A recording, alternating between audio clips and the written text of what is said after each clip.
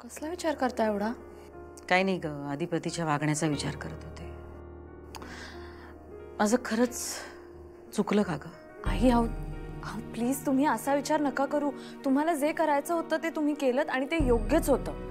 अधिपतींना तो भुवनेश्वरी मॅडमच्या अधिकारातला हस्तक्षेप वाटला, यात तुमची काहीच चूक नाही. आणि तुम्हाला लक्षात आलं असेल ना, भुवनेश्वरी मॅडम आणि अधिपतींचा बॉन्ड खूप स्ट्रॉंग आहे. त्यांचं ना असं एक वर्तुळ आहे आणि त्या वर्तुळात ते कुणालाही येऊ देत नाही. मला पण नाही येऊ देत. म्हणजे मी घरी जेव्हा आले ना लग्न करून नुकतीच, तेव्हा जे केलं तेच तुम्हाला सांगते. लहान तोंडी मोठा घास वाटेलही तुम्हाला, पण नाही असं काही नाही. तू सांग ना, पण मला एक सांग, तुला या सगळ्या गोष्टीचा त्रास नाही का ग होत? सुरुवातीला खूप व्हायचा, पण मग मी ऍक्सेप्ट केलं की भुवनेश्वरी मॅडम आणि अधिपती यांना आपण वेगळं नाही करू शकत.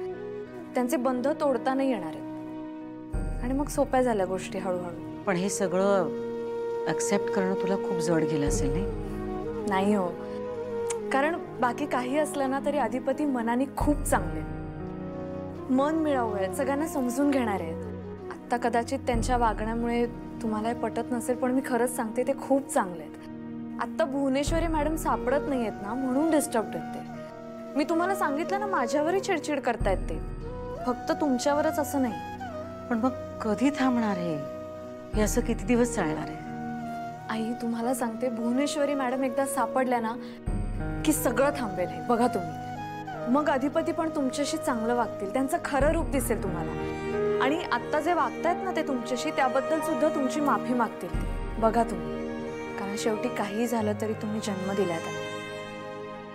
आई आहात त्यांच्या. ते बोलून दाखवत नसतील, पण त्यांना माहिती आहे. तुला खरंच असं वाटतंय? खरंच. आत्ता फक्त आपण अधिपतींच्या कलानं घेऊया, जोपर्यंत भुवनेश्वरी मॅडम सापडत नाहीयेत तोपर्यंत. कारण त्यांनी जे पायंडे पाडून ठेवलेत ना, ते जर आपण तोडायला गेलो तर अधिपती अजूनच चिडतील. म्हणून आपण मधला मार्ग काढूया. सगळ्या बाजूने विचार करतेस तू? बरं, उद्या मोठा सोहळा असणार आहे फॅक्टरीत, आपण जाऊया आरतीसाठी. नाही नको, अधिपतीला आवडेल का मी तिकडे आलेलं?